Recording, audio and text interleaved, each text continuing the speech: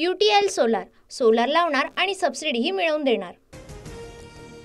EVM विरोधातील मवियाच्या पराभूत उमेदवारांनी दिल्लीत घेतली धाव। उद्या शरद पवारांसोबत बैठक होणार।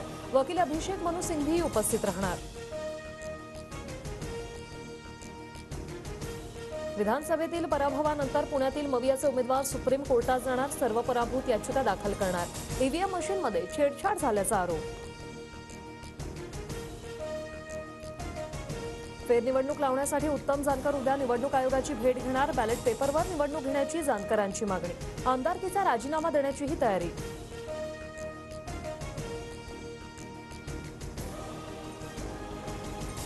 काँग्रेस नेते पृथ्वीराज चव्हाण दिल्लीत राहुल गांधींची भेट घेणार। महाराष्ट्रातील ईव्हीएमच्या मुद्द्यावरून दोघांमध्ये चर्चा होईल।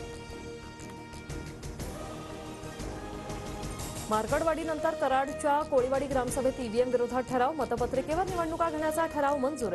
कोळीवाडी ग्रामपंचायतीवर सध्या काँग्रेसची सत्ता। मार्कडवाडीसाठी आम्हालाही प्रेम आणि जिव्हाळा, मात्र आपला करेक्ट कार्यक्रम झालाय हे विरोधकांनी कधीतरी लक्षात घ्यावं। दारुण पराभव मान्य करावा, अजितदादांनी सुनावलं। विरोधकांचं मूल्यमापन संख्येवरून करणार नाही तर त्यांनी मांडलेल्या मुद्द्यांवरून करू। विरोधी पक्षनेते पदाबाबत मुख्यमंत्री देवेंद्र फडणवीसांचे मोठे संकेत।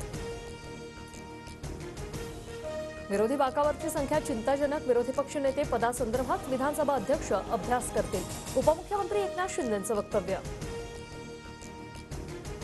विरोधकांसोबत संवाद साधण्याच्या फडणवीसांच्या भूमिकेचं स्वागत। 237 नाही तर 288 जणांचं सभागृह आहे असं समजा, जयंत पाटलांचं आवाहन। ठाकरे गटाला विरोधी पक्ष नेतेपद मिळण्याची शक्यता। महाविकास आघाडीत ठाकरे गटाकडे अधिक जागा। राहुल नार्वेकरांची विधानसभा अध्यक्षपदी बिनविरोध निवड। ठाकरे गटाचा मात्र विरोध। संविधानाचा अपमान करणाऱ्यांची निवड झाल्याची टीका। नार्वेकरांनी 2.5 वर्ष न्यायाधीशाप्रमाणे काम केलं। फडणवीसांकडून विधानसभा अध्यक्षांचं कौतुक, तर नाना पटोलेंमुळे नार्वेकरांची वाट मोकळी झाली म्हणत खोचक टोला। नागपुरात 16 ते 21 डिसेंबरपर्यंत हिवाळी अधिवेशन। संसदेत एक देश एक निवडणुकीशी संबंधित विधेयक सादर होण्याची शक्यता।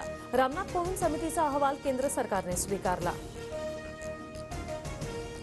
वक्फ दुरुस्ती विधेयकासाठी राज ठाकरे मैदानात। शेतकऱ्यांच्या जमिनी वक्फच्या घशात जाऊ नये, मनमानी कारभाराला सरकार चाप कसा बसवणार? लातूरमधील घटनेचा दाखला देत राज ठाकरेंचा सवाल। बेळगाव केंद्रशासित करण्याचा प्रस्ताव केंद्र सरकारकडे लवकरात लवकर पाठवा। आदित्य ठाकरेंचा मुख्यमंत्री देवेंद्र फडणवीसांना पत्र लिहित मागणी। कर्नाटकमधील मराठी भाषिकांच्या पाठीमागे महाराष्ट्रातील जनता। सावकारांचा अपमान करणाऱ्या कर्नाटक सरकारचा निषेध करतो। सीमावादावरून उपमुख्यमंत्री एकनाथ शिंदे यांची प्रतिक्रिया।